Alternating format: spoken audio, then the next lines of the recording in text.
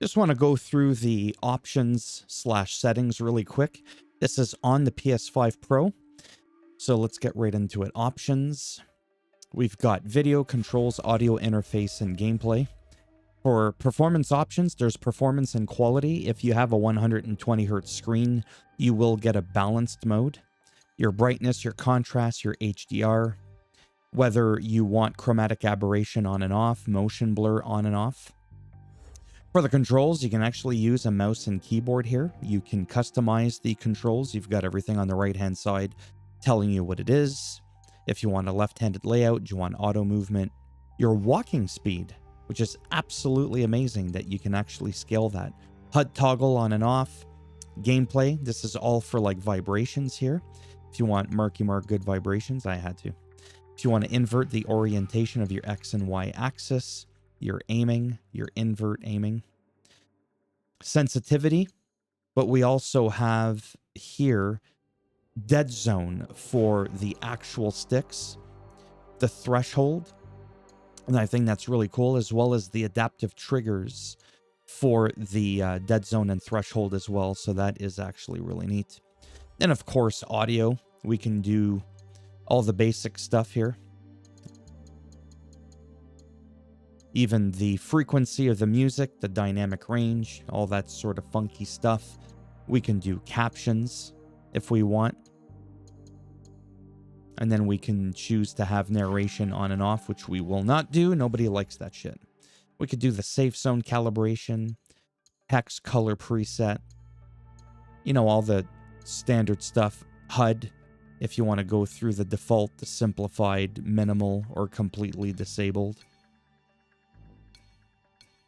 HUD customization, you can choose to hide and show certain elements, the opacity of it. Do you want HUD backgrounds on and off, or off rather? And then last but not least, input mode. Switch between various inputs in hybrid mode. All input methods can be used at the same time.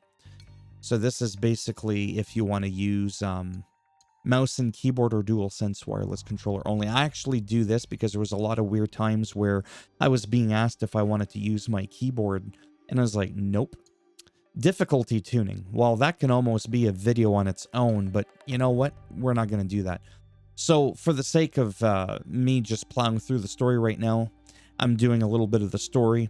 You can do forgiving, normal, and then of course expert. There is no level scaling settings as of the making of this video, though I do believe there's built-in level scaling where enemies will never be like level 2 while you're like level 30 kind of thing, okay?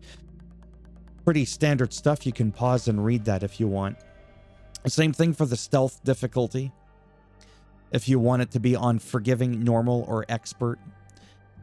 Guaranteed assassinations on and off. So this isn't quite like the in-depth that we had with Valhalla. I don't remember if Valhalla had all those in-depth things with the parry window and all this kind of stuff. Just the crazy stuff we had in Valhalla, if we had that from day one or if that was later. If you wanted guided exploration mode or not. If you want to be told where to go, this, that, and the other thing. So you can really pick and choose how you want to play the game, which I think is important for everybody as it caters to everybody. Playstyle, if you want your aim assist to be moderate, full or off or light. Dialogue icons. Quick time events if you want it so that it's on default or simplified. I might actually try. No, I'm going to leave it on default.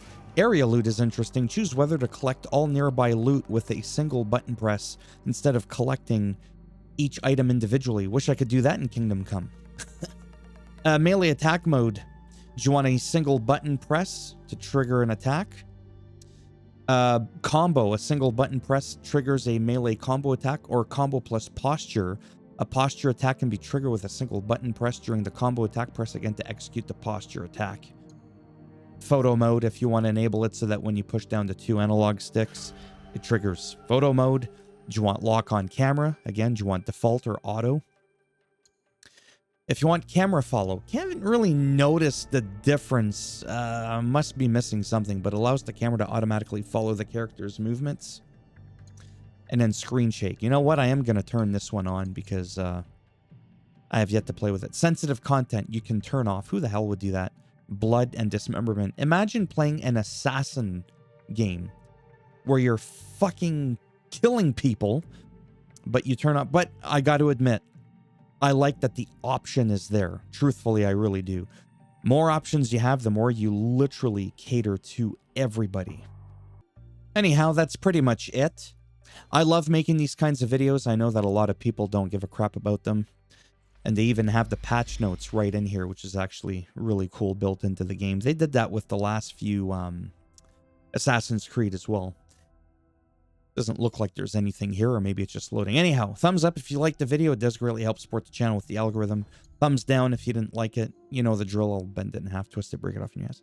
And if you want to subscribe to the channel, naturally that would be great. But if not, thanks for stopping by anyways. Take care. And if I'm lucky, maybe I'll see some of you in the next one. Bye for now.